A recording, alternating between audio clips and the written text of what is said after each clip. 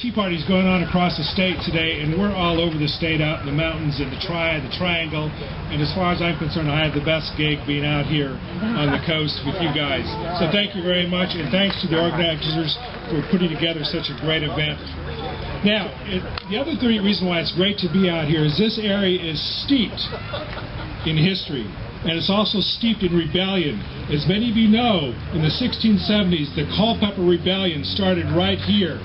That was an act of rebellion against the English government, and it went on to turn into the American Revolution, and I'm so pleased to be here to talk a bit about this. Culpeper, one of the leaders of that, went to England to do some negotiation and was arrested when he was in England for his work against the government.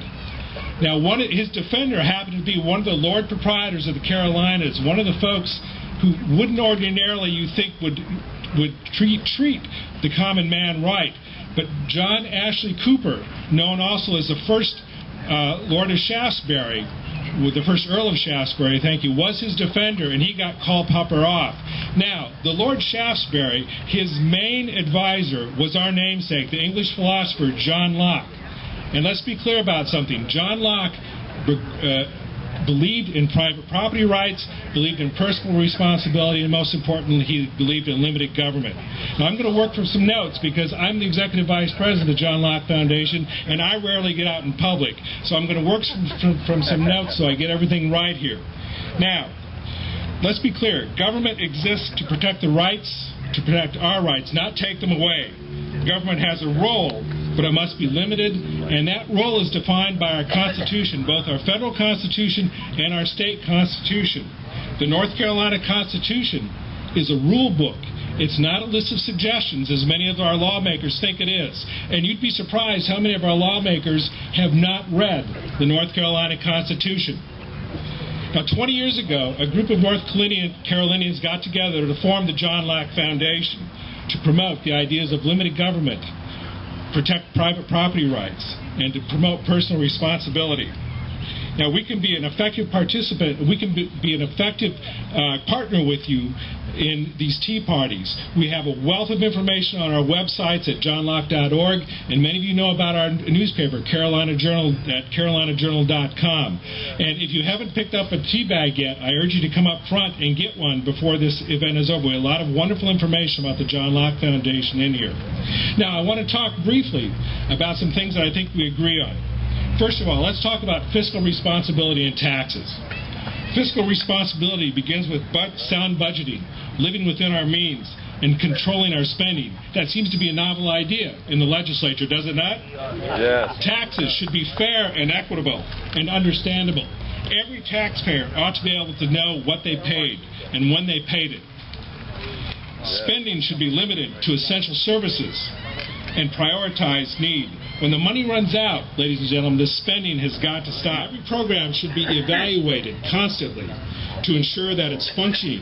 You'd be amazed if you look into the state budget or your city budget or your county budget, see how many programs are in there that people have no idea whether they're functioning, whether they're working right, or how much money is going to them. Now, let me talk about another thing, about transparency. The key to fighting corruption is to have openness and transparency in government. It's hard to get away with something if everybody knows what's going on. Now look, the Mike Easley case is an interesting case. What has happened there, and we've done this in Carolina Journal, have dug up, our politicians are quite smart. They get into things in complex real estate transactions, and things go on. It takes a long time to turn these things up. But if you have transparency in your government, then you know that they know, the politicians know, that we will be watching them closely. Every penny of the public money should be accounted for, and taxpayers have the right to know how their money is spent. We have to demand that our politicians tell us how they are spending our money. And the other thing, we've heard a lot about ethics laws, ladies and gentlemen, about doing more ethics laws, that we need more laws in place. No, what we need is ethical politicians. We need to elect politicians who have a good moral compass, know what was right and wrong, and that's our responsibility to go to the polls, to go to the voting, and vote good people into office. Now, let's talk a bit about education as well. We spent some $35 million trying to figure out why 30% of our high schoolers don't graduate. Now, the answer One of the answers is right in front of us, and that has to do with career and technical education programs, where the graduation rate is over 85%, sometimes it's more. Our students deserve to have good education options. And speaking of options, what about educational choice? As you know, our state has capped charter schools at 100. Now, that doesn't give the opportunity for students, for parents who have children trapped in schools that aren't performing. We need options for our kids. One is to not have a cap on charter schools. Charter schools rise and fall on the merits of their success. If they're not succeeding, they get closed down.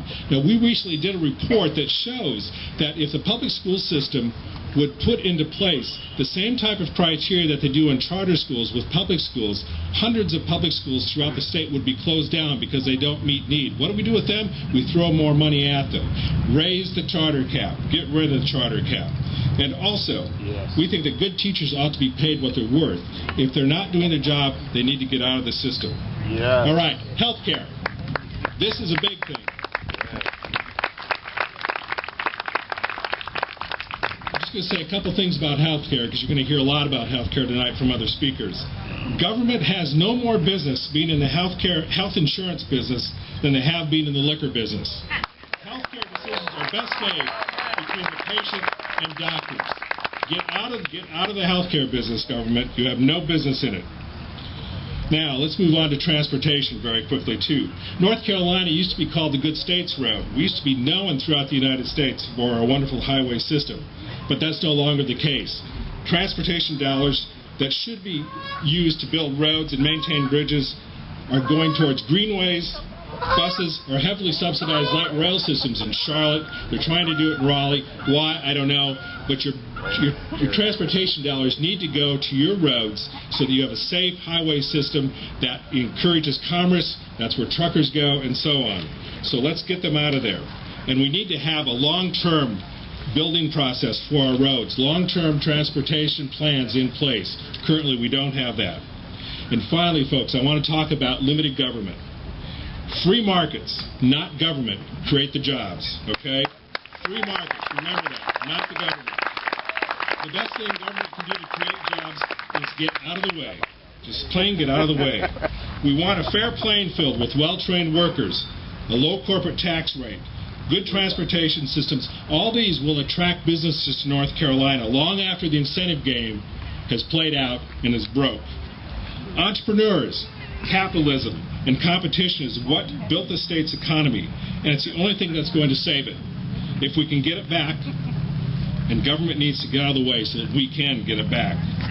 No matter what your party affiliation is, where your political philosophy lies, or which candidates or personalities you find most appealing, the answer to solving our problems our state faces, the key to saving our state, was written over 200 years ago. The Founding Fathers spoke of liberty, limited government, personal responsibility, property rights, individual freedom, competition, and free markets. That's the answer. We just need to get started doing it. It is our responsibility to go out to the voting booth and vote in people who are going to do those things for us. So that's what we do. That's what we do now. We get involved and we stay involved. Now, there's more writing on the elections than at any other time, perhaps in our lifetime. We need to be engaged in these elections. We need to ask questions of our politicians. And then after they're elected, we need to keep asking the questions of our politicians. We need to hold them accountable. Where is the money? Where is the money going? What are you doing with my money? Remember, it's our money, not their money, and they have to remember that. Demand they adhere to the principles we talked about. Free markets, competition, personal responsibility, limited government, and that precious gift, freedom. Become informed. Stay on top of the issues. The John Locke Foundation is a wonderful resource. Come to our website, call us, talk to us. We have the information you need to stay on top of things. Thousands of North Carolinians help fund us so that we can make our research available to you. Come to our website. I encourage you to do that. Now, there's much at stake. The future of our country, the legacy we will leave our children. Soldiers have fought for it. Our forefathers left their homeland to create it. You are here today. You've taken that first step. Now it's up to us. Keep up the fight. Thank you so much, ladies and gentlemen.